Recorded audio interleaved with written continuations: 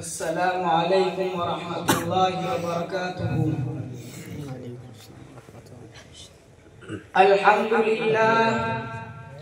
अल्हम्दुलिल्लाहिल्लज़ी खलक़ल इंसान व अल्लमहुल बयान वस्सलातु वस्सलामु अला नबी आखिरिज़ ज़मान व अला आलिहि व अस्हाबिहि अजमईन। अम्मा बाद फ़अऊज़ु बिल्लाहि मिनश शैतानिर रजीम। बिस्मिल्लाहिर रहमानिर रहीम। लक़द कान लकुम फ़ी रसूलिल्लाहि उस्वतुन हसना व क़ाल फ़ी मौज़िइन आख़र व रफ़अना लक ज़िक्रक सदक़ल्लाहुल अज़ीम। वक़ाल अन्नबिय्यु सल्लल्लाहु अलैहि वसल्लम अव्वलु मा ख़लक़ल्लाहु रूही औ कमा क़ाल अलैहि सलातु वस्सलाम। सदर मुहतरम मुअज़्ज़ज़ व मुअक्कर हज़रात असातिज़ा इकराम, अज़ीज़ साथियों, आज मुझे जिस मौजू पर लबकुशाई का मौका मिला है वो सीरतुन नबी सल्लल्लाहु अलैहि वसल्लम है। ये तो वो मौजू है जिसके बयान के लिए सारी दुनिया के दरख्तों को कलम बना दिया जाए, समंदरों के पानी को रोशनाई बना दिया जाए और जमीन से आसमान तक खला को औराक बना दिया जाए, तो ये तो किया जा सकता है कि कलम खत्म हो जाएंगे, समंदरों का पानी खुश्क हो जाएगा और जमीन से आसमान तक का खला पुर हो जाएगा, लेकिन मेरे प्यारे नबी सल्लल्लाहु अलैहि वसल्लम की सीरत पाक मुकम्मल ना हो सकेगी। जिंदगियां बीत गई और कलम टूट गए, जिंदगियां बीत गई और कलम टूट गए, तेरे औसाफ का एक बात भी मुकम्मल ना हुआ। अजीजाने गिरामी, एक मुसलमान, एक मोमिन और एक कलमा गो के लिए नबी सल्लल्लाहु अलैहि वसल्लम की ज़ात-ए गिरामी हर लिहाज से मरकज़ व महवर है। कोई मानो एतक़ाद का मंबा है। ये ज़मीन आसमान, ये तरफ़ेन, ये मशरिक़ैन, ये मग़रिबैन नबी सल्लल्लाहु अलैहि वसल्लम की ज़ात के अंदर गुम है।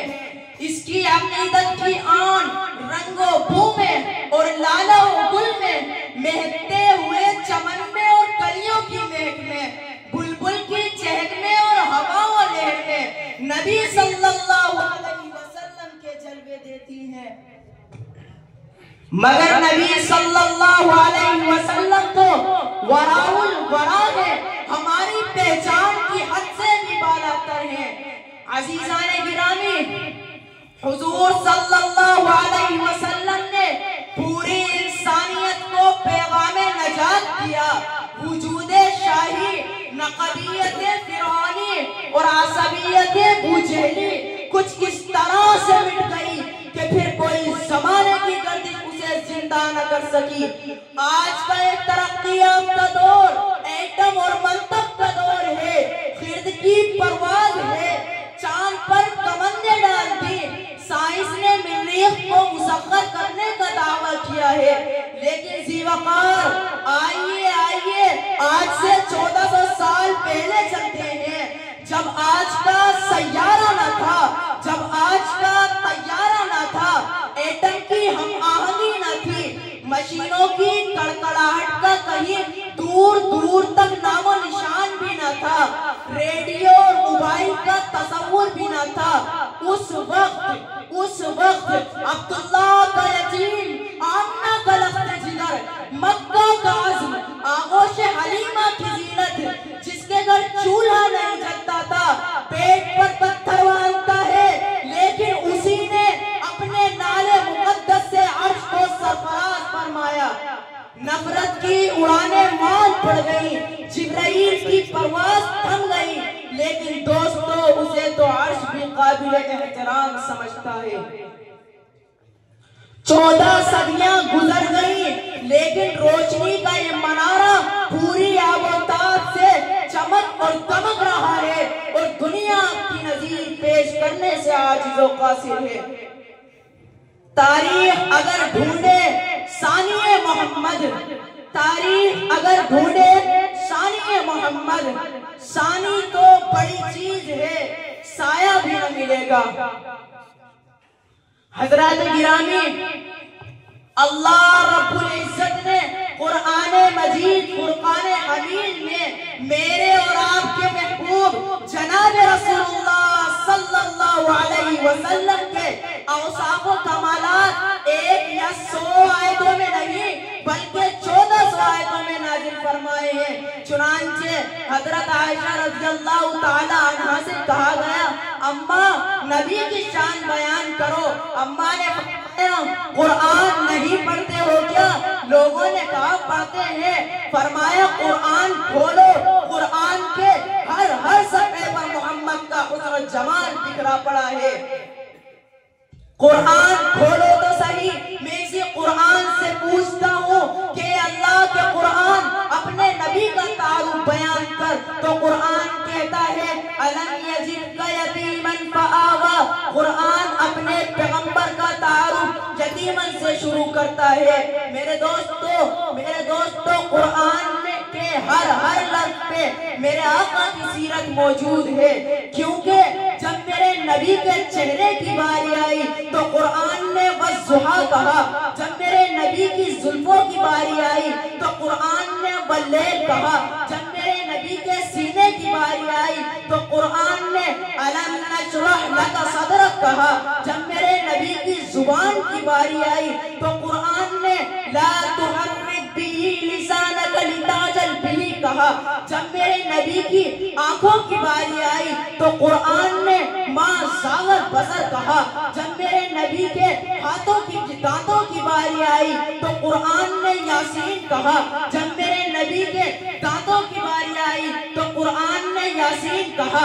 जब मेरे नबी के हाथों की बारी आई तो कुरान ने वमा रमैता इज़ रमैता कहा।